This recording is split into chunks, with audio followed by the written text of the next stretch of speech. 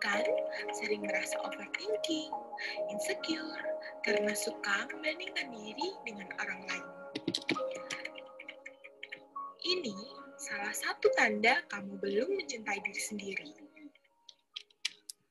Nah, Love Yourself hadir sebagai wadah bagi kamu yang mulai kehilangan jati diri kamu. Love Yourself merupakan forum independen yang beranggotakan pemuda dan pemudi dari berbagai latar belakang. Komunitas ini dibentuk untuk menjadi ruang bertumbuh dan sinergi bersama. Komunitas yang kini sudah melebarkan sayapnya menjadi sebuah yayasan, dibuat sebagai sarana peningkatan kompetensi diri dan dalam rangka menyiapkan pribadi yang lebih baik di masa depan, serta menjadi wadah untuk sharing dari berbagai kalangan yang memiliki kegelisahan yang sama terkait kesehatan mental. Karena kami sadar bahwa kita sulit untuk mencintai orang lain jika kita tidak bisa cinta dengan diri sendiri. Tujuan berdirinya Love Yourself untuk mengedukasi orang-orang untuk memiliki kesadaran mengenai pentingnya kesehatan mental. Dengan adanya pengetahuan, maka orang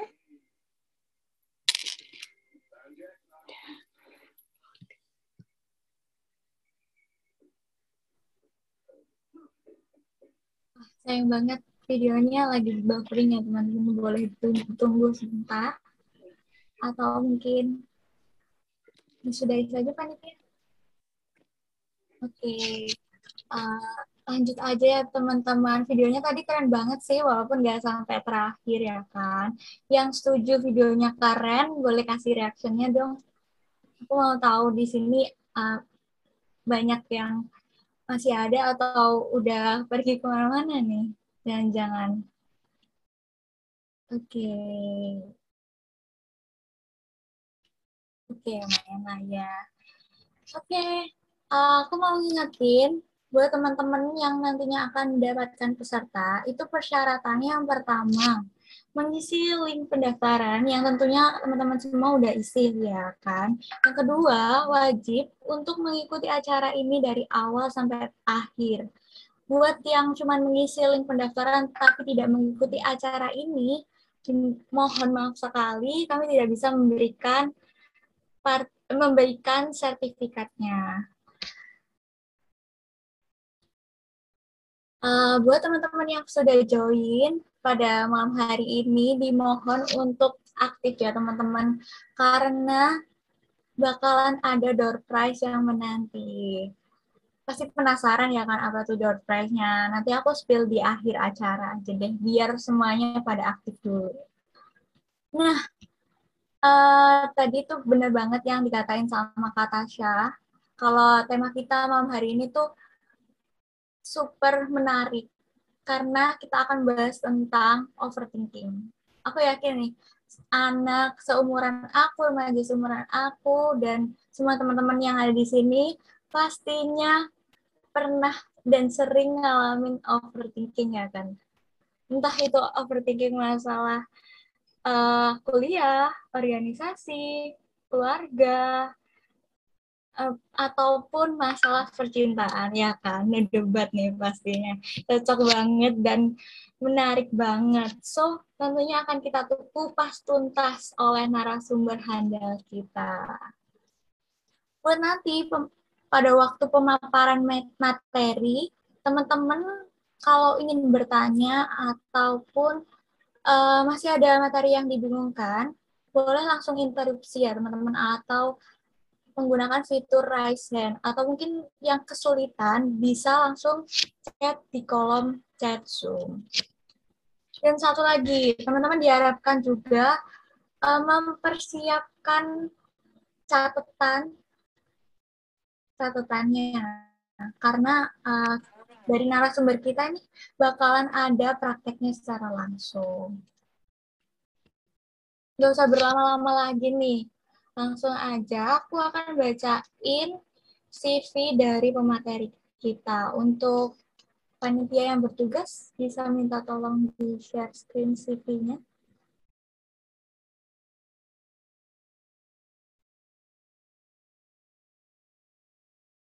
Baik. Narasumber kita pada malam hari ini yaitu Kak Kadek Pramitasari, Magister Psikologi Psikolog. Beliau adalah Master of Clinical Psychology from Atmajaya Clinic University of Indonesia pada tahun 2014 sampai 2017.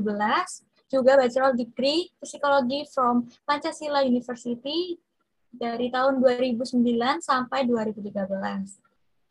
Beliau interest of mind body soul healing, yang lalu self care for profesional, lalu trauma, lalu ada inner child, relation, attachment, emotion, well-being, learning and development people, chronic pain assessment, dan digital and design.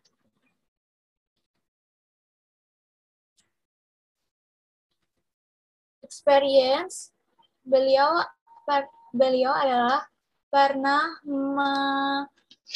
memiliki pengalaman sebagai Biro Pengembangan dan Penelitian di PT Paninbank pada bulan Juli 2020 sampai sekarang, dan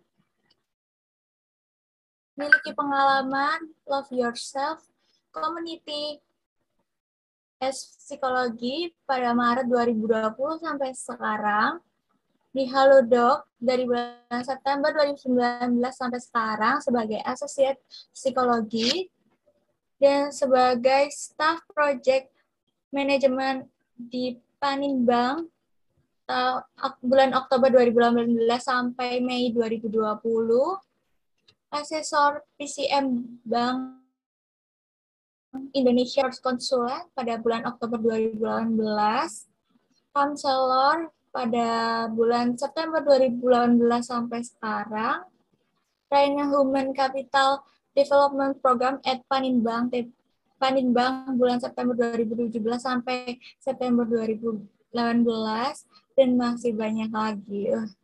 Keren banget kan narasumber kita pada malam hari ini. So langsung aja kita sambut Kak Mita.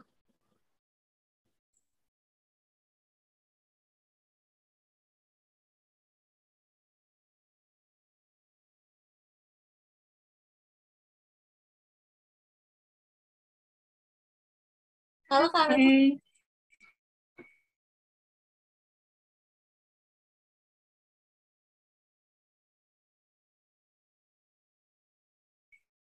Kabar saya dulu. Oh iya, baik. Mungkin sekarang kan lagi kedatangan kami nih. Buat para peserta dimohon buat on cam ya sebentar teman-teman, karena kita akan mengabadikan momen nih kan.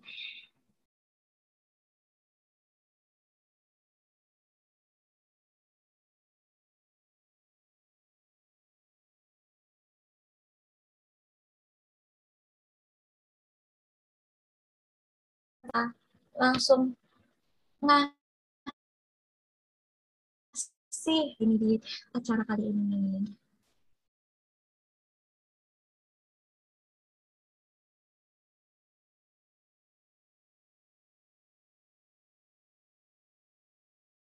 Mumpung masih fresh di awal ya.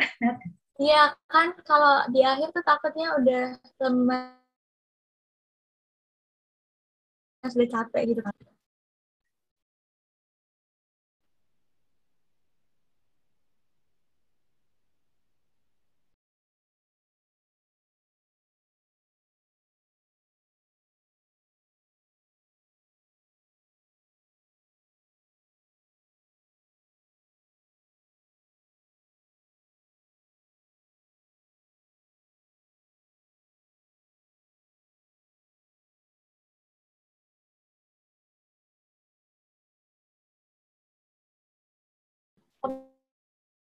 Apakah sudah didokumentasikan ya panitia?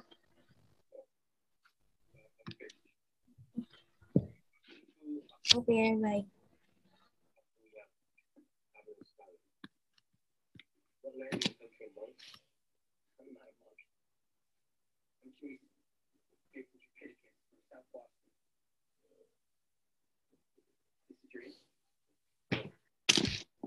langsung raise hand. Oke, Waktu yang saya saya silakan ya. Kak Mita.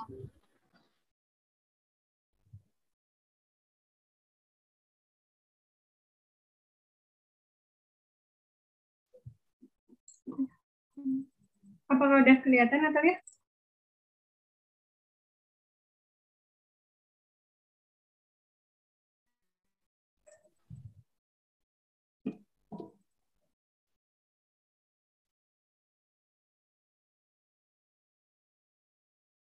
Oke, nah, teman-teman, selamat malam semuanya. Saya minta izin untuk berbagi topik, berbagi cerita tentang overthinking pada malam hari ini. Mohon maaf kalau nantinya ngebul otaknya karena penjelasan saya dan prakteknya nanti. Kemudian mohon maaf kalau ada kata-kata saya yang mungkin terlalu menyakitkan untuk didengarkan gitu ya, karena saya di sini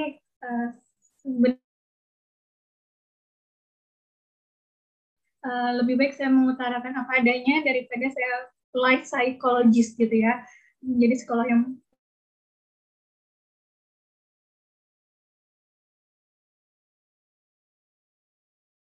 membohong. Jadi praktek di tempat praktek saya seperti apa terkait dengan overthinking ini gitu ya. Dan boleh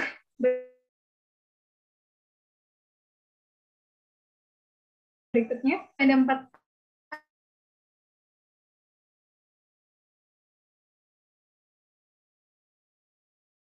agenda introduction. Next, berikutnya.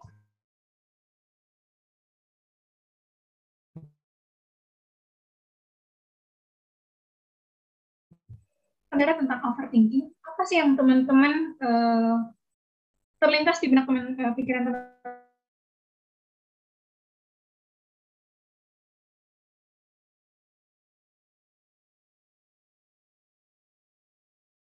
teman-teman terkait dengan kemungkinan imajinasi dan segala macam. Ayo, saya kasih waktu 30 detik dari sekarang.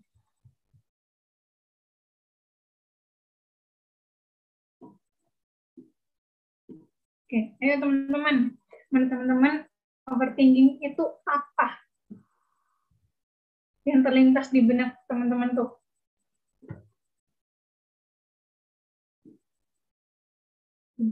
Nah, kakak panitia berarti saya stop sharing ya kalau gitu ya.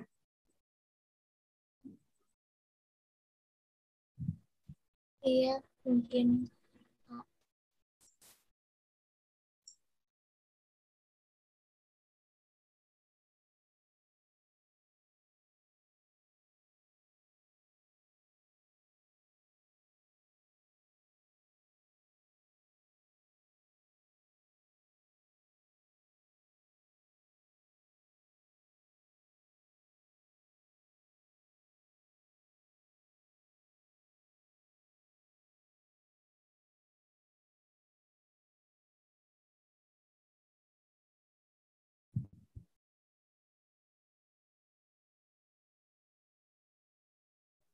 Berikutnya, biasanya nih, ketika teman-teman overthinking, apa sih yang dialami ketika, aduh, overthinking banget, mikir banget, efeknya ke diri itu apa sih?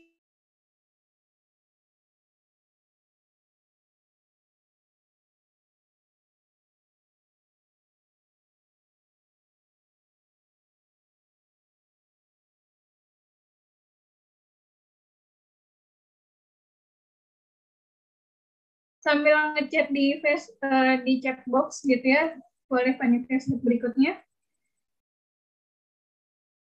Oke. Teman-teman, oke, stop dulu sampai di sini. Jangan di nextin slide-nya. Teman-teman, sekarang saya minta teman-teman untuk nulis di kertas gitu ya. Mengapa kita harus belajar mengelola overthinking? Silakan ditulis sebanyak mungkin di catatannya teman-teman. Kenapa kita harus belajar mengelola overthinking? Silakan ditulis sebanyak mungkin. Saya kasih waktu 1 menit. Jadi dalam saya tuh biasanya suka untuk teori sama praktek itu langsung dijalanin teman-teman. Jadi mohon maaf karena akan kita banyak prakteknya di sini ya, teorinya sedikit gitu.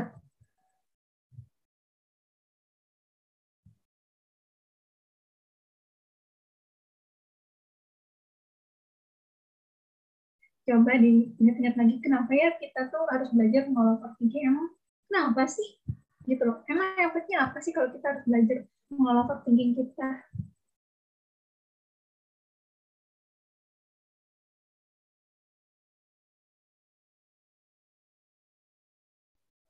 Oke. Di nextin, panitia tolong. Jadi yang pertama itu adalah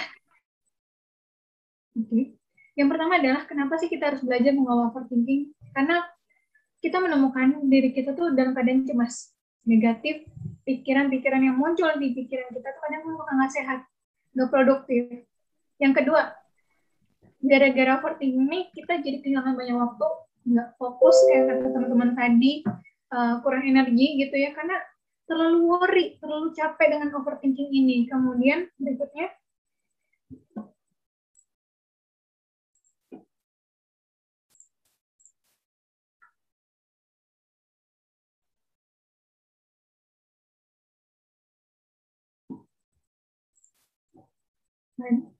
di nextin aja sampai nomor 8 panitia. Yang ketiga adalah merasa frustasi dan bingung bagaimana cara men-stop negatif dan pikiran kita itu yang berulang. Jadi pikiran kita itu yang berulang atau negatif thinking atau overthinking itu kayak kompulsif, berulang terus, muter terus, nggak ada benang merahnya. Kemudian yang keempat, karena punya pengalaman yang kurang menyenangkan, dan ketika dapat pengalaman yang kurang menyenangkan, pengelolaannya jadi nggak tepat. Pada saat lagi stres, lagi cemas, lagi depresi mungkin, kemudian terpengaruh sama lingkungan, membandingkan diri tentang suksesnya seorang, finansial, relationship, status sosial, dan lain-lain, yang tujuan itu sebenarnya untuk menghindari feeling kesepian dan kesedihan yang dirasakan. Alone, lonely, unhappiness gitu ya. Kemudian merasa sangat sibuk, stres dan kelelahan karena nggak sesuai dengan ekspektasi. Kemudian ada cara coping yang nggak tepat gitu ya. Jadi lari ke hal-hal yang nggak sehat seperti narkoba, alkohol, rokok, ataupun makan yang terlalu over. Jadi kayak craving gitu, craving makan, craving mainan, craving menyakiti diri gitu ya. Kemudian mungkin kita sering mendapatkan komplain dari atasan, dari pasangan, keluarga, teman-teman yang mengkonfrontasi kita. Jadi kita tuh kayak worry banget memikirkan pendapat orang lain, worry banget takut untuk membuat kesalahan ke depannya, dan ini yang akhirnya membuat kita tuh jadi terkekang di dalam sel gitu. Dalam sel, kalau di ibaratnya tuh kayak kita tuh terpenjara di diri kita sendiri, di pikiran kita yang overthinking. Slide berikutnya. Nah, mengapa kita memiliki pemikiran dari pikiran kita ini? Teman-teman boleh sambil nulis penyebabnya apa sih ya kita tuh punya overthinking ini. Banyak alasan kenapa kita menjadi overthinking. Saya ambil dari empat yang terhighlight ya dari sebuah buku gitu. Yang pertama adalah daily stress. Sekarang ini 5-10 tahun terakhir gitu ya, kita tuh mudah banget stres, over stress justru ya, dari stres kuliah, kerjaan, apa stres sama relationship yang needy gitu ya, yang yang depend banget sama pasangannya, atau over karena terlalu pengen sesuatu gitu ya. Kemudian terlalu banyak informasi, kita tuh dari informasi dari manapun kita serap gitu tanpa kita untuk dipotong-potong, untuk dipilah-pilah dulu mana yang benar mana yang enggak gitu kan. Jadi itu kayak kita tuh latah. Misalnya kayak yang lagi saya dengar tuh adalah air kelapa bisa untuk bisa menjaga imun tubuh, sehingga kita nggak akan kena COVID gitu. Nah, itu tuh latah, kita tuh nyebarinnya latah. Padahal belum tentu loh, gitu kan, di berita tadi, belum tentu, gitu kan. Kemudian, masalah kesehatan fisik, gitu ya. Yes, susu beruang dan segala macam sampai latah, sampai kita beli, gitu kan, sampai habis, sampai, aduh, berebutan segala macam, gitu. Nah, itu kita latah. Kita harus sadari kita tuh latah. Kemudian yang ketiga adalah daily stress. Penyebabnya itu adalah masalah kesehatan fisik. Karena kita tuh sejujurnya suka junk food pasti ya, jadi nggak menjaga kesehatan makanan, pola tidur juga enggak, jadi tidurnya tuh amburadul, tengah malam bangun pagi gitu ya. Terus habis itu mumpung masih muda nih, mumpung masih sehat nih, hajar aja deh kerja, hajar aja ngerjain tugas sampai malam gitu ya, atau enggak angkat beban dan segala macam, dihajar terus sampai lupa kesehatan fisik. Teman-teman tahu nggak? Saya ngecek ya, rata-rata anak milenial sekarang tuh bermasalah sama ginjal, bermasalah sama urin, bermasalah sama paru-paru, bermasalah sama jantung, kegendutan, terus habis itu gampang capek, gampang lelah, jarang ada hasil tesnya yang bagus gitu. Kemudian kecemasan umum, cemasnya tuh sebenarnya kayak COVID gini, kita wajar cemas. Ini cemasnya tuh bukan cemas spesifik, tapi ini cemasnya umum. Ini tuh wajar untuk daily stress gitu ya. Tapi ada cemas spesifik yang berbeda dari orang lain, itu juga kita perlu kenali. Kemudian yang kedua, paradox of choice. Itu terlalu banyak pilihan. Jadi kita tuh selalu minta saran dari orang, sehingga banyak pilihan gitu kan, banyak pilihan yang kita tuh nggak tahu kita mau ngambil sikapnya yang seperti apa gitu kan. Kemudian gara-gara banyak pilihan, akhirnya kita tuh menjadi cemas, ragu-ragu, nggak puas sama pilihan kita, kayak ada feeling guilty gara-gara saya mengikuti nasihatnya mereka mungkin, atau feeling guilty karena tidak melakukan hal tersebut gitu. Kemudian punya banyak keputusan lain yang harus diputuskan di samping memutuskan sesuatu hal yang sepele gitu kan. Ini contohnya tuh kayak Obama ya, mantan presiden AS gitu kan, dia kenapa ya setelan bajunya tuh hanya abu-abu, kalau nggak hitam gitu ya. Itu karena dia tuh daripada saya mikirin saya mau pakai baju apa, saya mau makan apa, ada banyak hal lain yang saya perlu putuskan tentang negara saya, tentang aspek-aspek yang lain dibandingin hal kecil gitu. Itu paradox of choice. Kemudian too much stuff. Jadi tuh kayak ibaratnya tuh yang nomor 3 ini kayak kita masak ya. Kita udah punya bumbu-bumbunya, bahan-bahannya, tinggal kita masak gitu kan. Cuman ketika kita masak, ketika kita nyoba, ada yang kurangnya. Jadi kayak ditambah terus. Sampai membuat kita tuh merasa ini yakin ini masakannya perfect, tapi ketika dicobain ke orang lain, ini terlalu over, ini terlalu salty, ini terlalu manis, ini terlalu kebanyakan bumbu, ini terlalu apa, segala macam. Karena kita tuh ngasih tambahan bumbunya tuh berlebihan gitu. Kemudian kita FOMO, fear of missing out, kayak takut banget kalau misalnya ketinggalan berita, ketinggalan nggak sesuatu yang nggak tren gitu. Kayak orang harus harus punya iPhone, kita juga harus punya iPhone. Orang sukses ya oke, orangnya sukses gitu kan. Orang IPK-nya tinggi 3,9 dan segala macam, oke, boleh kita tiru gitu kan, tapi kita kayak tahu nggak sih kapasitas kita gitu. Kemudian mengisi sesuatu hal dengan tidak penting. Contohnya nih, kita tuh pasti rajin buka medsos ya, dari Instagram, Facebook, Twitter, Telegram, LinkedIn, apapun itu. Kemudian impossible banget kita nggak buka lambe turah ke gosip lah ya, impossible banget. Even kalau kita sebelum tidur pun kita akan buka lah ya lambe turah atau berita apa gitu kan, kalau nggak nyinyiran teman di grup WA gitu kan, di grup Telegram, impossible banget gitu loh kalau kita nggak buka gitu kan.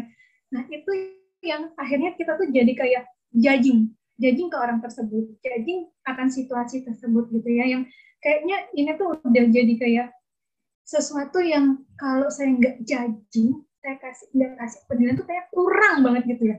Itu kebiasaan kita, makanya yang menyebabkan salah satunya overthinking gitu ya. Kemudian akhirnya kenapa setelah kita judging gitu ya, akhirnya teman-teman sadar nggak sih, itu tuh sebenarnya mengatakan bahwa saya tuh rendah diri loh, saya itu sebenarnya jauh di bawah dia loh, gitu. Orang yang misalnya gini,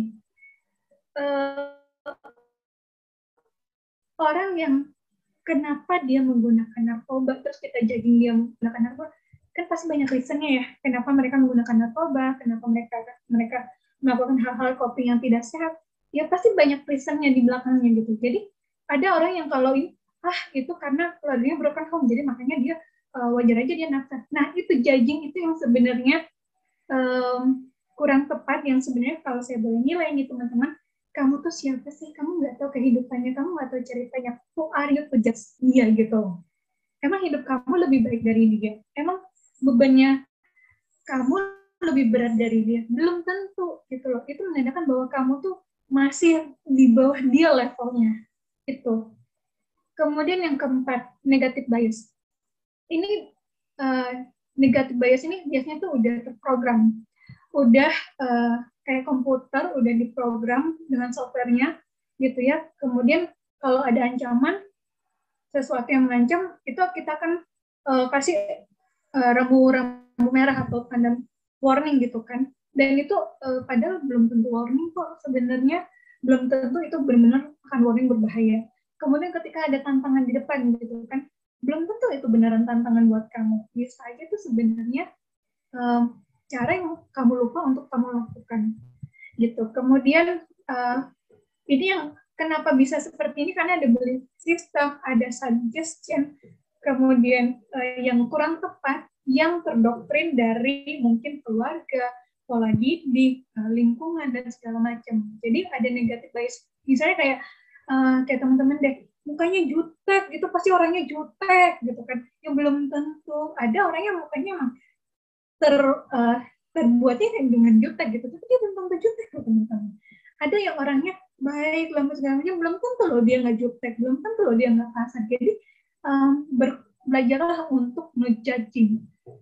Karena 4 aspek ini sebenarnya itu yang payungnya itu adalah overthinking gitu loh. Ya, jadi teman-teman sambil di kertasnya, daily stress saya apa sih? Sehingga saya bisa sampai ke overthinking ini. Kemudian paradox choice, pilihan-pilihan saya itu apa sih yang tepat, atau yang sebenarnya ini terlalu berlebihan nih pilihan saya gitu kan. Kemudian apa sih dalam overthinking ini yang saya tambah-tambahin bumbunya gitu kan. Kemudian negative bias tuh, yang sering saya negative bias tuh apa sih gitu, yang saya suka salah tangkap, salah tafsirin apa sih gitu. Oke, slide berikutnya. Kalau ada teman-teman yang nggak ngerti atau apa gitu ya, silakan interrupt aja. Slide berikutnya. Nah, banyak hal sebenarnya cara untuk kita mengelola overthinking teman-teman. Ada fokus di breathing, ya. Ada meditation, ada reframe all negative thoughts, ada teach your old mind new tricks gitu ya. Dan ada yang jenis lainnya. Tapi gini teman-teman,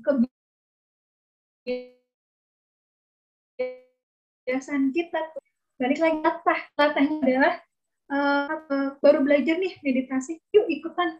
Belum tentu teman-teman dalam praktek saya, sesi praktek saya pernah ngajarin mindful, duduk hening gitu ya, yang saya pelajarin sebelum saya kasih ke klien, saya praktekin ke diri saya, itu buat saya tapi dibuat dia enggak. Jadi jadi ketika kita dapat hal baik yang terjadi dalam diri kita, itu belum tentu hal baik untuk si orang lain. Jadi be careful dalam kamu memberikan saran atau apapun. Bisa aja dia bekerja, bisa aja bantuannya itu yang kamu berikan kayak tadi, coba deh kamu duduk hening, bisa aja itu berefek buat dia, tapi bisa juga nggak berefek. Kenapa nggak berefeknya? Itu banyak alasannya, banyak penyebabnya, dan itu dikonfrontasi kita cari tahu kenapa itu di dalam setting praktek saya. Gitu. Akhirnya sepakat untuk tidak melakukan duduk hening itu, dan kita sepakat untuk mencari metode yang lain. Dan untungnya metode yang lain yang saya berikan itu pas dan dia jauh lebih enak kehidupannya gitu. Kemudian ada yang yang deep breathing. Deep breathing bukannya jadi enak, tapi makin jadi overwhelm, makin susah untuk bernafas gitu. Nah, teman-teman harus cari tahu cara yang tepat untuk diri teman-teman itu apa. Dan jangan latah juga untuk memberikan saran praktek gitu ya ke orang lain, karena itu belum tentu efektif gitu. Oke, saya akan membahas dengan detail untuk yang nomor 3 sama nomor 4 ini. Next, selanjutnya. Jadi teman-teman boleh nih list, apa sih list yang biasanya saya lakukan untuk dalam mengelola overthinking saya. Misalnya saya nulis, saya apa. Itu coba teman-teman ditulis di kertasnya gitu ya, di buku catatannya, apa terapi atau self healing yang pernah saya pelajari yang bekerja dan yang satu lagi yang tidak bekerja. Karena akhirnya kita bisa tahu nih nanti benang merahnya seperti apa, kenapa nggak bekerja, kenapa bekerja gitu. Kemudian ini yang nomor 3 yang saya highlight, reframe all negative thoughts.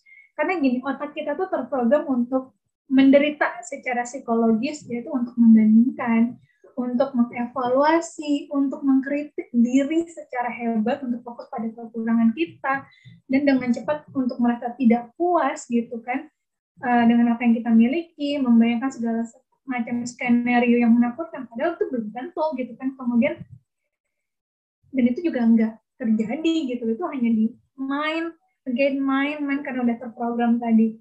Sebenarnya kita tuh memiliki kekuatan untuk mengubah kebiasaan yang tidak baik ini. Ada 6 strategi yang dapat teman-teman gunakan dan menjinakkan pikiran ini. Slide berikutnya. Oke, 6 strateginya, ya, mudah-mudahan teman-teman kelihatan ya.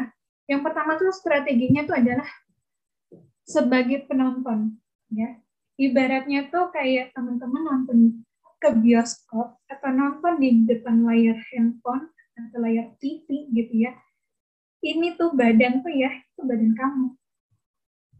Cerita di HP, di laptop, di TV, di bioskop, itu tuh pikiran kamu. Jadi tuh kayak kamu lagi nonton, pikiran kamu lagi berbicara apa sih? Dia menceritakan apa gitu. Kemudian yang kedua adalah memberikan arti dari pikiran yang muncul. Apa artinya? Kemudian yang ketiga adalah katakan untuk tidak. Ketika kalian sudah terlalu berlebihan memberikan ceritanya, katakan untuk tidak. Stop sampai situ. Misalnya, oh ya gara-gara gini segala macam. Stop. Karena ketika teman-teman mengucapkan kata stop, itu sebenarnya tuh kita sedikit mempause supaya negative thinking, overthinking, dan to over ya, saya lagi capek, boleh istirahat. Nah, kemudian strategi yang keempat itu adalah menggunakan karet yang ditaruh di tangan atau gelang gitu ya, untuk kamu memegang atau kamu fokus memandang sesuatu yang berada di tangan kamu, atau jam atau apapun itu, yang untuk sebenarnya kayak memindahkan isi kepala kamu ke benda yang ada di tangan kamu itu, entah gelang, entah jam tangan gitu ya, entah karet gelang gitu, agar itu pikiran yang negatif thinking ini itu harus dirilis dan itu dipindahkan ke tempat yang lain. Itu. Kemudian strateginya harus tahu triggernya tuh apa sih yang membuat saya overthinking. Kebanyakan dari kita tuh nggak tahu kenapa kita itu overthinking. Triggernya tuh banyak yang nggak terlalu tahu. Hanya tahu tuh, kayaknya saya hanya overthinking gara-gara karena masalah ini gitu kan. Padahal ada reasonnya di balik overthinking. Kalau saya boleh sharing gitu ya, di kemarin habis praktek kemarin, bahwa overthinkingnya dia ini penyebabnya dari masa lalu gitu ya, dari penyebabnya masa lalu, akhirnya dia menjadi overthinking terus-terusan gitu kan. Ada yang saya gali lebih dalam lagi, ada kasus yang lebih dalam sehingga dia menjadi overthinking ini. Nah, dan akhirnya kemarin itu dia ke-trigger sampai dia berefek ke badannya gitu kan, sampai mimisan gitu. 1 minggu sebelum saya memberikan terapi, dia lumayan parah mimisannya. Tapi setelah 1 minggu saya berikan terapi, mimisan sekali, tapi dengan jumlah intensitas yang sedikit. Gitu. Jadi karena saya bantuin dia untuk mengenali overthinkingnya itu dari mana. Gitu kan. Oh ternyata penyebab dia sering seperti ini, efek dari overthinkingnya tuh yang sampai mimisan adalah triggernya dari sini-sini. Gitu. Dan saya tarik lagi lebih jauh gitu kan dalam praktek saya, oh ternyata ini dan dia akhirnya mengakui.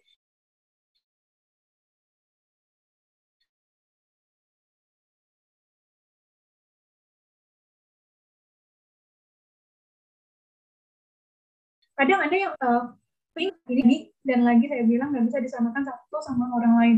Itu belum tentu masa lalu itu menjadi triggernya dia, belum tentu. Bisa aja saat ini untuk triggernya masa depan. Misalnya kayak misalnya ketika kamu dipandang sebelah mata atau presentasi kamu gagal gitu ya. Saat ini ketika kamu presentasi kamu merasa gagal gitu kan, dan kamu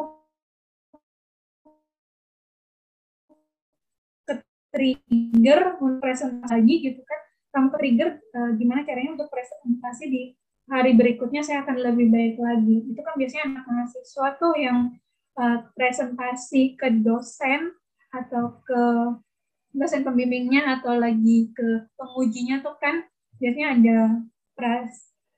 prasidang gitu ya. Nah itu yang men-trigger dia untuk menjadi lebih baik. Kadang triggernya ada yang untuk memacu kamu untuk menjadi yang lebih baik, ada juga yang mengakibatkan kamu melabeli orang yang nggak tepat jadinya. Kayak dia jahat gara-gara dia gara-gara dia nggak menghargai kerjaan saya, nggak menghargai usaha saya, jadi kamu melabel dia. Padahal kan belum tentu. Nah ini penafsiran orang akan trigger itu berbeda-beda. Jadi hati-hati banget, jangan latah ya teman-teman. Boleh bantuin teman-teman, teman-temannya atau orang sekitarnya gitu ya, tapi jangan pernah memberikan saran yang tidak tepat. Hati-hati, karena bisa aja saran ini men-trigger teman kamu, entah itu jadi lebih baik atau jadi lebih buruk, nggak ada yang tahu gitu kan. Kemudian distract yourself. Nah, distract yourself ini bisa macam-macam teman-teman, dengan olahraga, dengan sharing gitu ya, dengan workout, dengan apapun yang membuat kamu tuh nyaman. Slide berikutnya.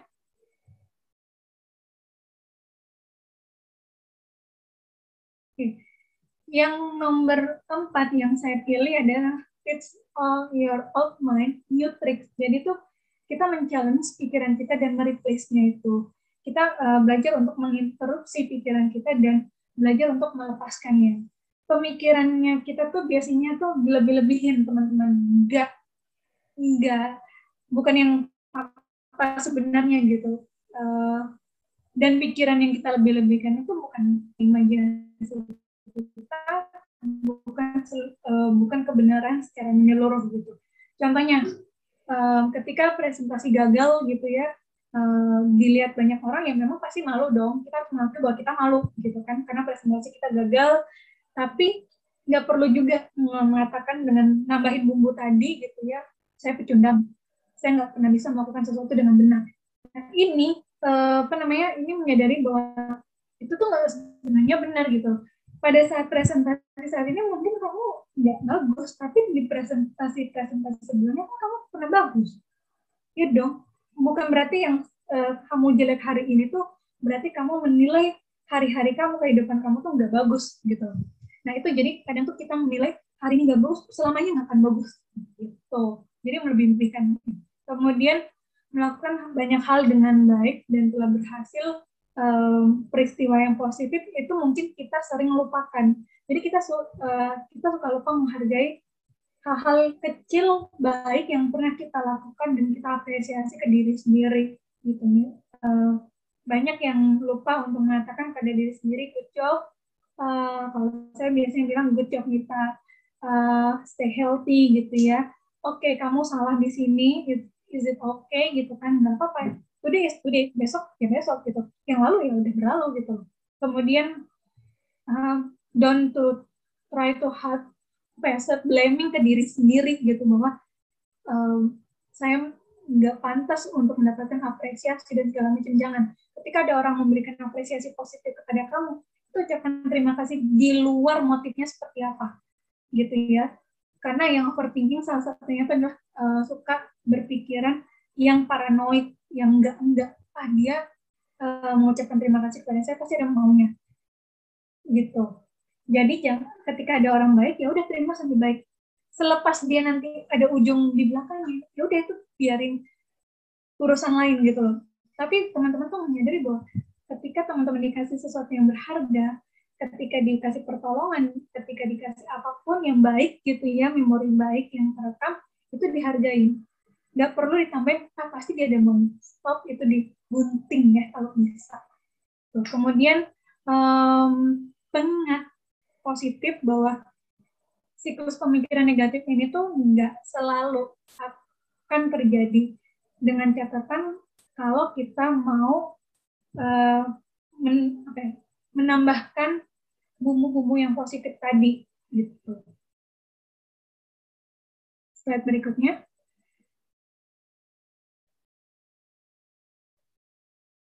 Nah, latihan untuk menerima apa yang Anda lakukan terhadap pikiran negatif yang benar itu, yang menurut kita tuh benar, pikiran negatif itu benar menurut versi kita, apa yang kita lakukan.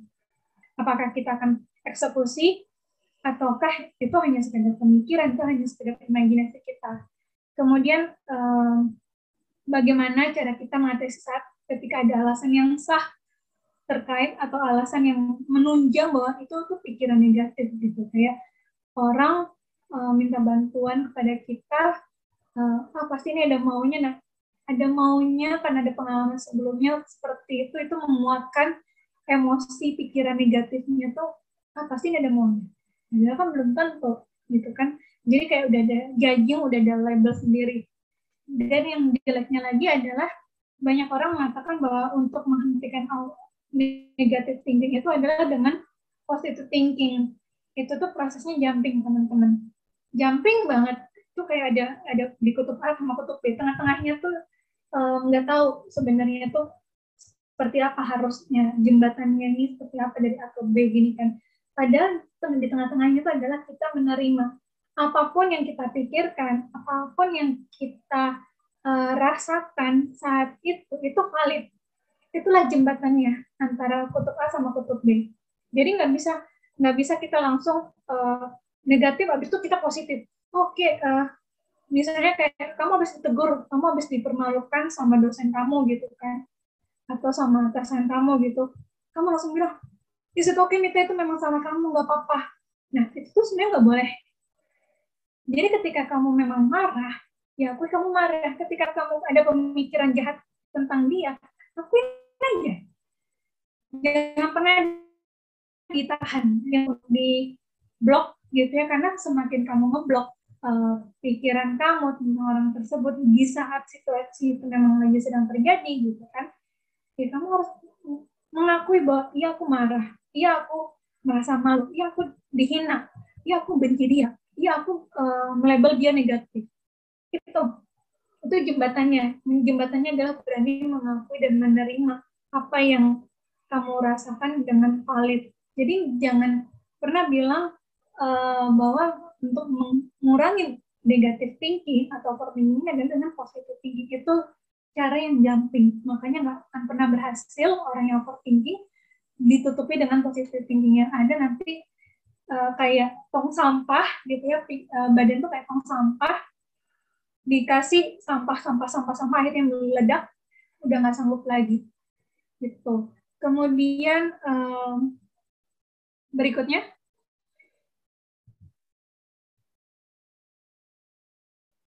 slide berikutnya.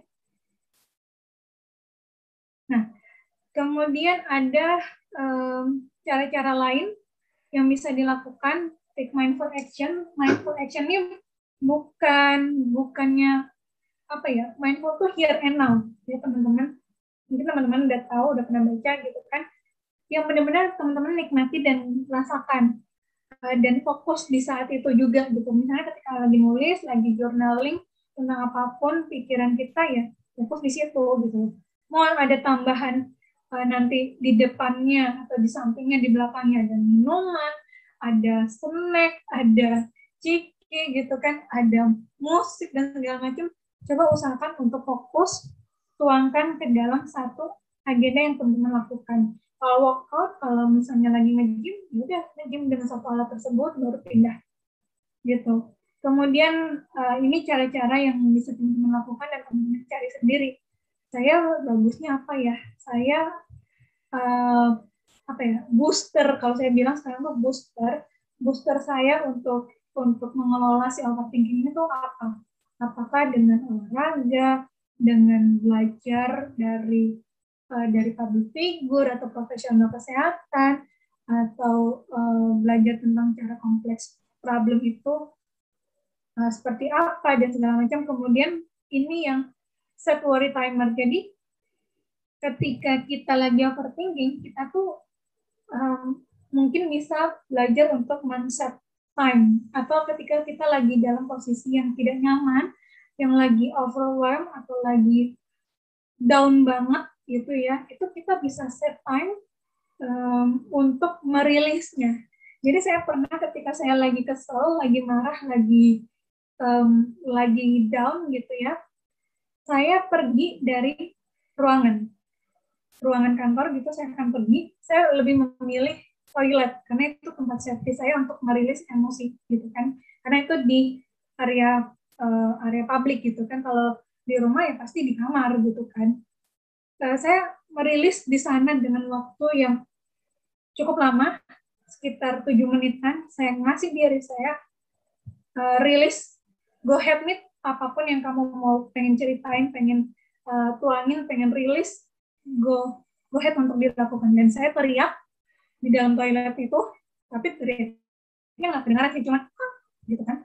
Kemudian saya mukul gitu kan, ya. Tapi mukulnya diusahakan untuk tidak merusak barang kantor gitu kan.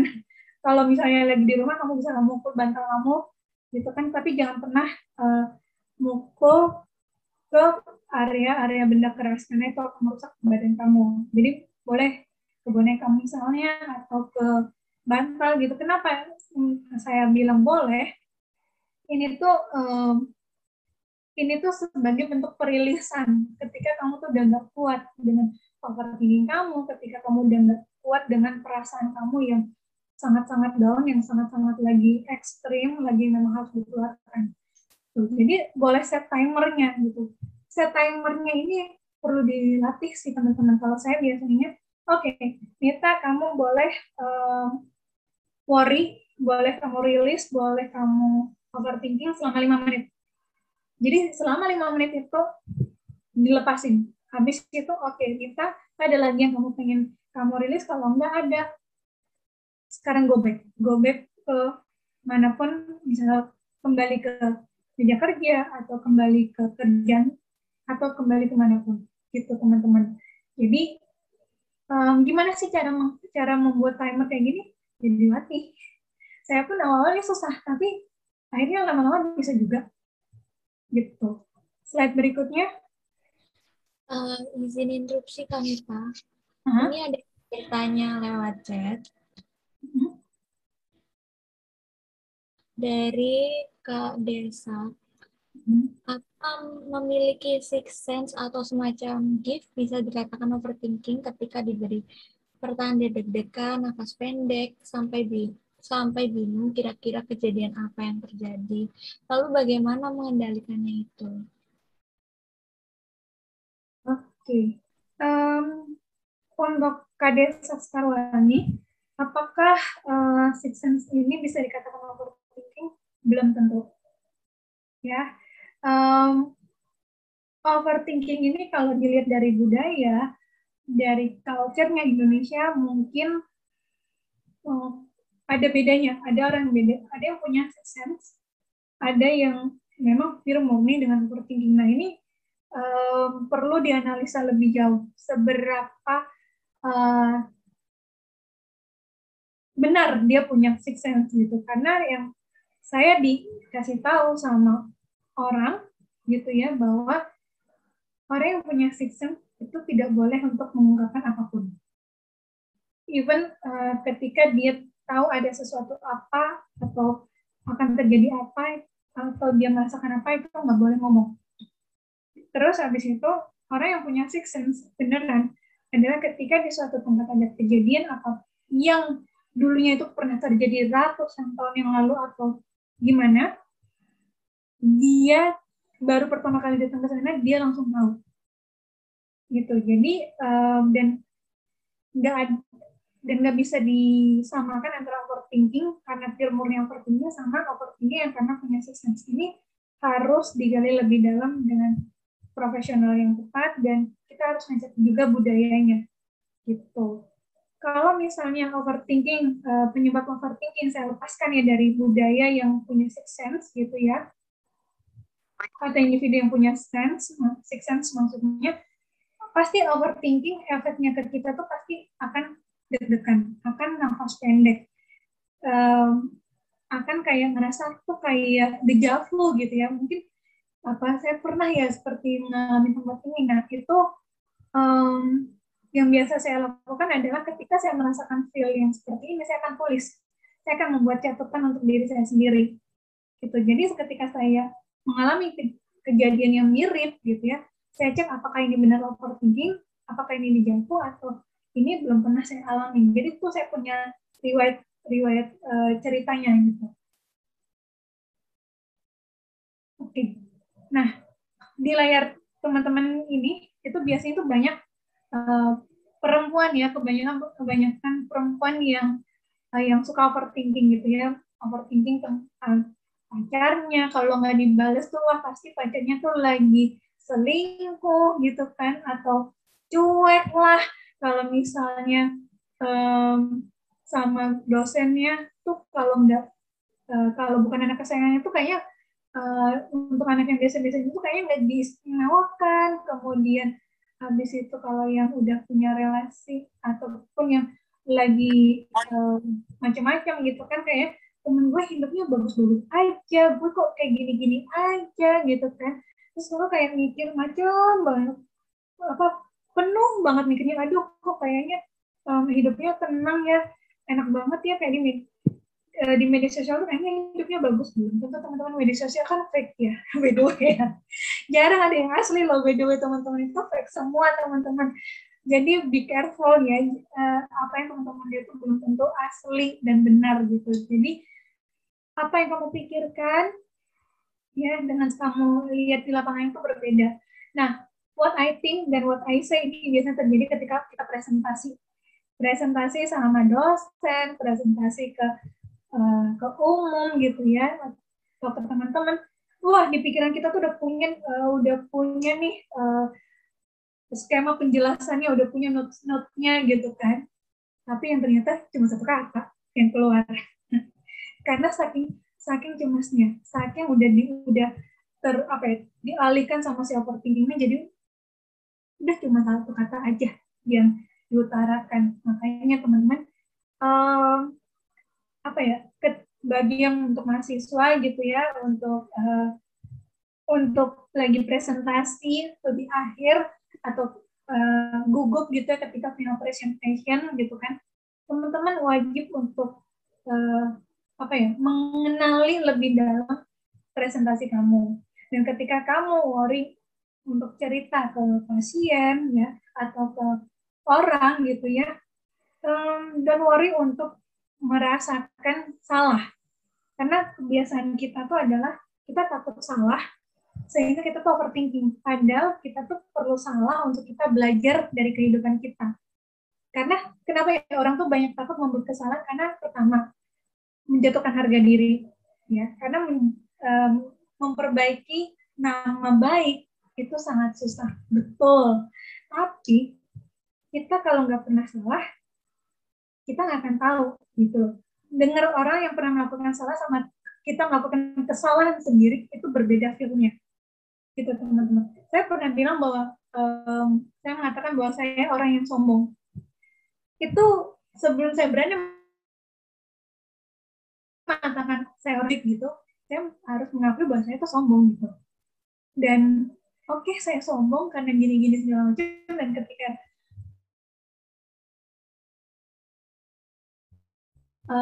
ketika gila Kita tuh berani banget mengatakan dirinya sombong. Ya,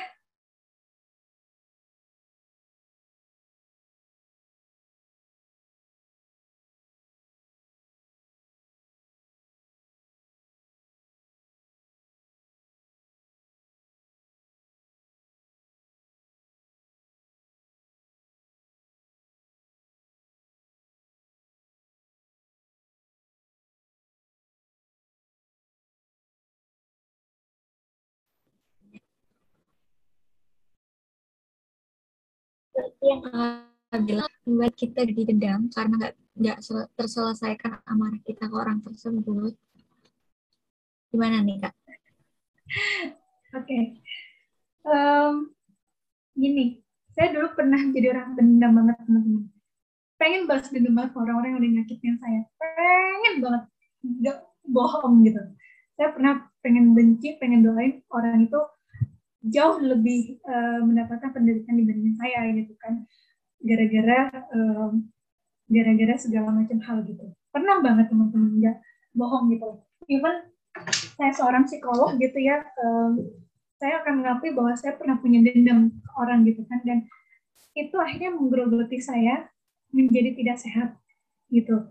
Dan akhirnya saya mencari bantuan ke profesional gitu. Jadi sebelum saya udah lulus sih sebagai psikolog waktu itu, tapi saya 1 tahun vakum untuk tidak praktek gitu. Dan saya tahu bahwa saya punya dendam ke orang tersebut dan tidak bisa direalisasikan dengan cepat.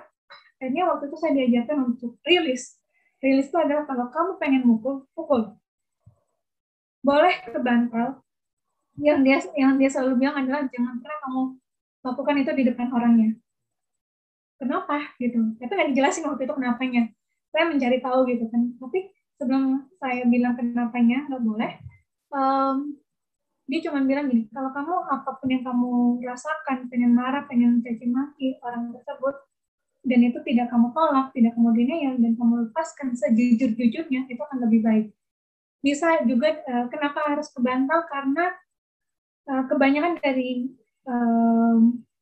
dari orang-orang tuh ada yang menyakiti ke badannya, contohnya dengan craving makanan, atau dengan tidak mau makan, atau dia menyakiti dirinya dengan benda-benda tajam, memukul badannya, menampar badannya. Makanya kenapa saya bilang lakukanlah, rilislah ke bantal, supaya dia tuh nggak menyakiti badannya dia, supaya dia tidak terlalu craving atau cranky dengan asupan makanannya. Kadang ada orang yang marah tuh larinya ke makan, ada yang nggak mau makan. Dan jangan sampai gara-gara dia mengeluarkan emosinya ini dengan cara pengelolaannya nggak tepat. Makanya salurin aja ke bantal-bantal, kan lembut. Tidak terlalu buat sakit gitu. Kemudian kenapa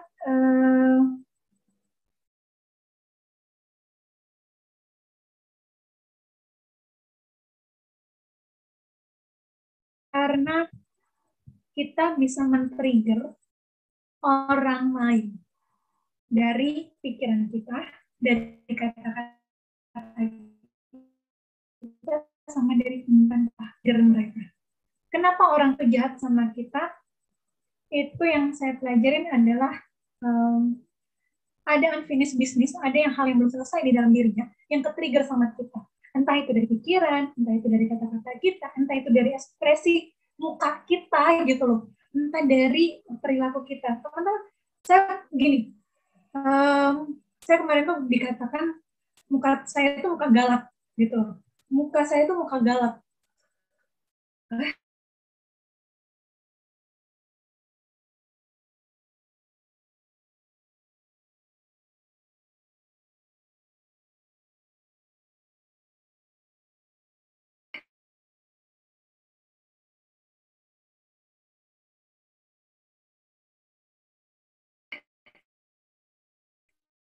Kok saya ada isu di dalam dirinya tuh yang belum selesai, sehingga ketika ketemu sama kita tuh jadi kayak cerminnya dia gitu. Itu teman-teman kalau mikir, awalnya saya juga mikir overthinking gitu. Kenapa? Emang salah ya muka saya seperti ini, udah bentukannya seperti ini, emang harus dioplas gitu kan? Nggak mungkin lah gitu kan. Kalau dioplas berarti saya nggak menghargai badan saya dong gitu kan. Saya sempat overthinking sebenarnya, tapi setelah dipikir-pikir ternyata dia ngeblame saya itu karena oh ternyata dia ada kan dengan wajah saya tuh ternyata men-trigger dia. Oh ternyata itu men-trigger ke ibunya yang galak ternyata gitu. Jadi balik lagi ingat, jangan pernah lampiaskan ke orangnya, tapi lampiaskanlah ke bantal atau ke boneka yang lembut, dan jangan pernah ke diri sendiri ya. Kemudian semoga itu menjawab. Nah, di slide ini itu adalah declutter your life. Jadi di sini tuh sebenarnya saya pengen memberikan teman-teman tuh overthinking tuh kita perlu untuk kotak-kotakin. Sebenarnya tuh kita overthinkingnya tuh akan kesuksesan, akan keluarga, akan relasi, akan kesehatan atau apa. Jadi jangan semuanya di overthinkingin gitu, capek gitu. Kalau memang teman-teman lagi overthinking, ya udah buat kayak mind map-nya yang kayak dicontohkan ini gitu. Saya punya overthinking itu akan hal apa sih? Oh, ditulis sebanyak mungkin. Terus habis itu kita cari nih spesifiknya lagi. Kenapa saya nggak sukses? Oh, karena di umur 20 tahun sampai 30 tahun itu fase-fase kritis yang mana udah harus punya kerjaan, udah harus selesai kuliah satu, harus udah punya posisi manajer, harus udah bisa jalan-jalan segala macam, harus udah bisa ini segala macam. Itu kan berkaitan dengan kesuksesan gitu kan. Terus ketika ngeliat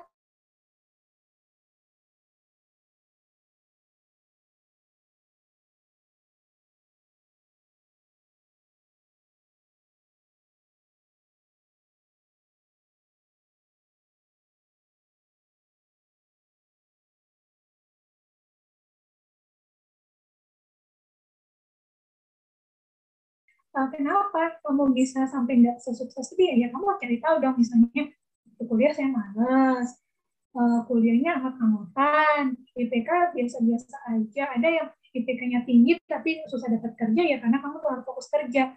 Kan kalau di dunia kerja kan pasti nyari kolaborasi di organisasi dong. Waktu kuliah kamu nggak organisasi, even sedikitnya jadi asisten dosen kayak atau asisten praktikum gitu kan akan dinilai, ya kan? Kenapa kok orang IPK-nya biasa aja tapi di organisasi itu gampang dapat kerja ya karena pasti dilihat kolaborasinya dong, ya. Makanya seperti hal itu teman-teman yang overthinking ini sebenarnya bisa dari benang kusut ini kita urai satu-satu tuh pasti bisa banget. Latihan. Jadi bukan simsalabim ya, bukan instan ya by the way ya. Nah, jadi ketika teman-teman udah tahu nih, oh ternyata cluster life saya tuh ada 7 komponen misalnya. Ya udah satu-satu deh diurusin, jangan semuanya, ya capek gitu loh. Next berikutnya. Anita, ini ada yang mau sharing Kak dari Kak Tasya namanya. Oke, silakan Tasya. Langsung open mic aja. Halo, selamat malam Kak Kadek. Kak Mita ya Kak. Oke. Salam kenal Kak. Ya Kak, jadi aku mau nanya, sebenarnya kalau dari kalau overthinking itu bisa ada nggak sih overthinking yang positif gitu? Apakah selalu ke hal yang negatif? Kayak misalkan, karena ini pengalaman saya ya Kak, mau sharing aja sedikit. Overthinking yang dialami itu, waktu awalnya tuh saya mikir ini tuh negatif, gitu. Lebih ke karir dan masa depan, gitu. Sekarang, aduh, saya mau jadi apa ya nanti setelah lulus? Terus apakah pekerjaan yang saya dapatkan akan sesuai atau gajinya, lingkungannya, kayak gitu.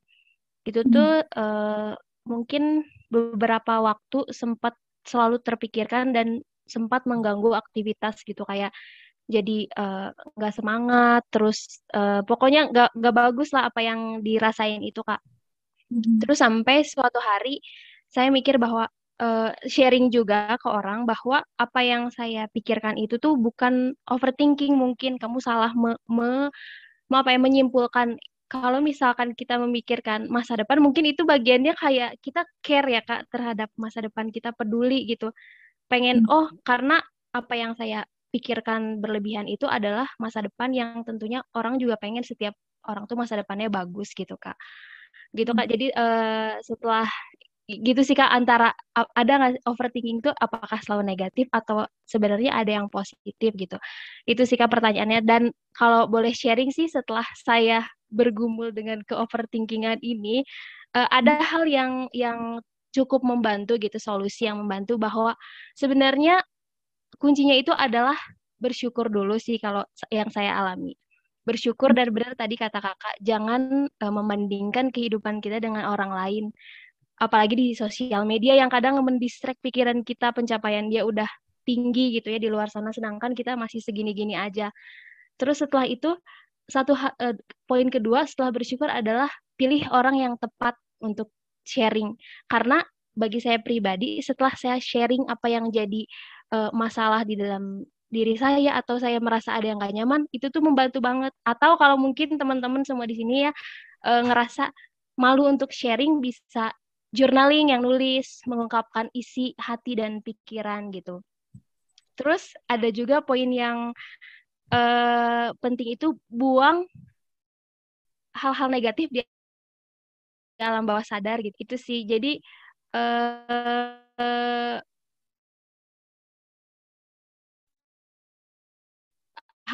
tiga hal itu sih cukup. Yang paling penting juga itu seperti itu sih Kak, sharing. Dan tadi pertanyaan yang tentang overthinking itu apakah selalu negatif apa bagaimana Kak? Terima kasih Thank you Kak. Share untuk sharing dan pertanyaannya. Sebenarnya kalau akan masa depan gitu ya, emang ada orang yang bisa tahu masa depannya akan seperti apa? Kan belum tentu ya. Itu balik lagi tergantung dari persiapan kita untuk mengejar goalnya kita apa. Dan kebiasaan kita tuh adalah fokus di goalnya, tapi nggak pernah fokus di prosesnya. Sehingga ketika kita dapat goalnya, itu ya biasa aja, cuma bertahan bentar, nggak lama gitu kan. Dan ketika dalam prosesnya tuh yang lebih banyak tuh overthinkingnya. Karena kenapa overthinkingnya mungkin terlalu banyak? Ya mungkin kamu mungkin nih ya, mungkin tidak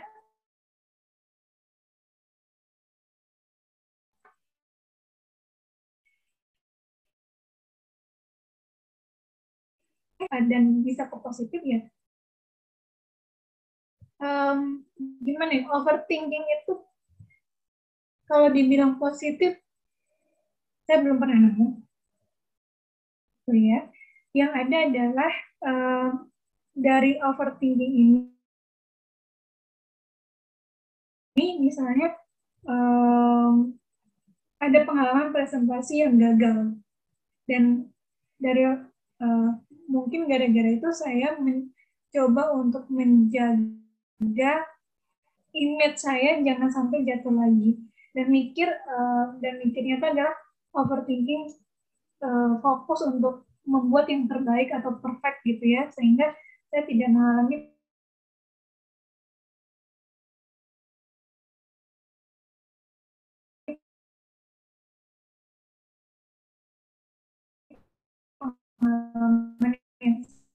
yang membebani kamu, dan itu justru membantu kamu untuk jadi tampil lebih baik karena kamu latihan gitu kan, latihan supaya tidak tampil jelek, ya oke. Itu mungkin overthinking yang mendorong kamu menjadi performance yang bagus. Tapi ada juga nih yang udah overthinking, step-stepnya udah terlalu udah dilakukan tapi terlalu ketat sehingga dia buyar. Nah itu balik lagi ke orangnya, nggak bisa saya generalin itu apakah overthinking ini bisa jadi positif atau harus selalu negatif, ya balik lagi ke dirinya gitu, dia menilainya itu seperti apa dan efeknya ke dia itu apa gitu. Mungkin buat Tasya ada yang dari sharingnya si Tasya tadi, untuk overthinking ini adalah bersyukur yang pertama, yang kedua adalah sharing orang yang tepat, kemudian yang ketiga tuh buang hal negatif di alam bawah sadar gitu. Mungkin kita tuh perlu mencari coach, mentor, atau profesional kesehatan yang tepat yang membimbing kita gitu supaya overthinkingnya ini sedikit kita bisa berteman sama dia. Jadi gini teman-teman, batin, trauma, overthinking, emosi apapun, bukan dalam proses healing itu bukan sebenarnya meredakan ya, bukan itu poinnya adalah, tapi poin grand design-nya itu yang sebenarnya itu adalah kita bersahabat sama hal aspek yang tidak nyaman. Kita tuh kayak overthinking, sebenarnya tuh kita butuh juga overthinking ini.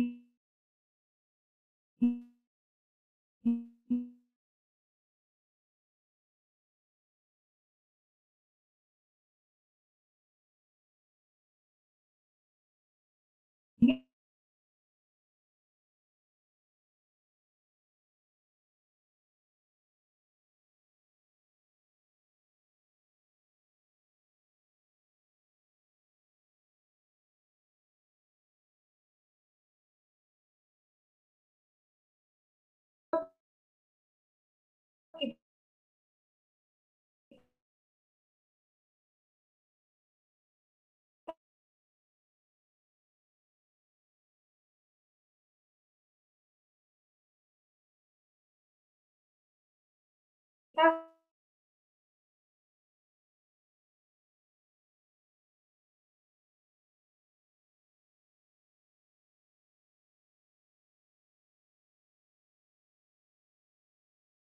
latih, nggak ada yang gitu kan dalam proses healing gitu. Dia overthinking tuh lagi buat film nih, kita tuh penulisnya dan kita sutradaranya. Pikiran kita tuh konten sama story-nya dalam film itu. Jadi kalau kita terus-terusan mau beroverthinking, ya udah silakan. Tapi kalau kita mau stop nih overthinking, ya kan itu keputusan di kalian, bukan di saya atau di orang lain, tapi kamu yang memutuskan. Karena kamu sutradaranya, kamu pembuat ceritanya. Gitu. Berikutnya, Kak Mita izin mengingatkan ya kalau waktunya udah habis ini Kak. oke, dikit lagi ya. Jadi, overthinking itu adalah the art of creating problems that weren't even there. Dan di sini ada 8 ways to declutter your mind, ada step focus, be kind to yourself, dan segala macam. Teman-teman bisa baca sendiri. Slide berikutnya.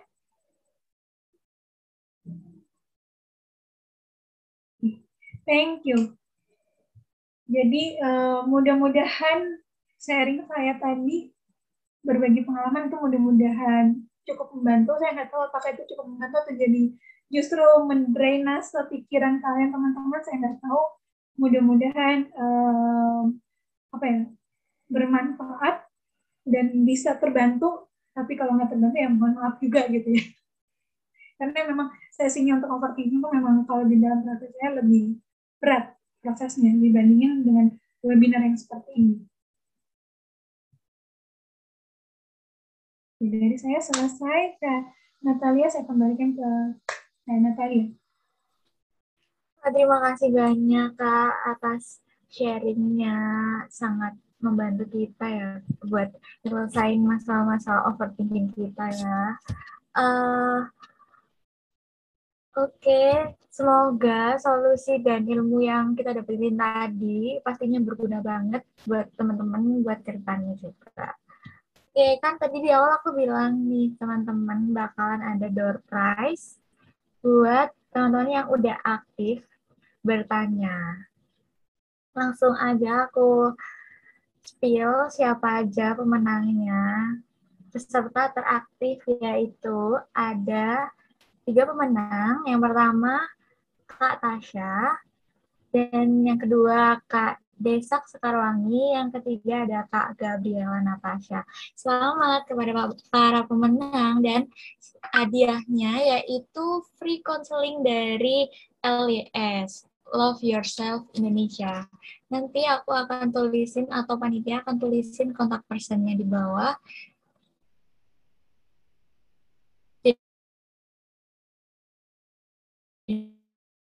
Jadi kalian nanti mau aktif bertanya juga. Nggak kerasa banget kita udah berada di penghujung acara. Terima kasih banyak kepada penyelenggara, kepada panitia, kepada teman-teman juga sekalian yang udah mau join dari awal sampai akhir, udah mau nyimak materinya dengan baik. Sekarang kita akan menutupnya dengan berdoa, karena tadi kita sudah mengalami, maaf ya, nggak belibet gitu ya. Oke, berdoa untuk penutup dapat dipersilahkan menurut agama dan kepercayaan kita masing-masing. Berdoa dipersilahkan.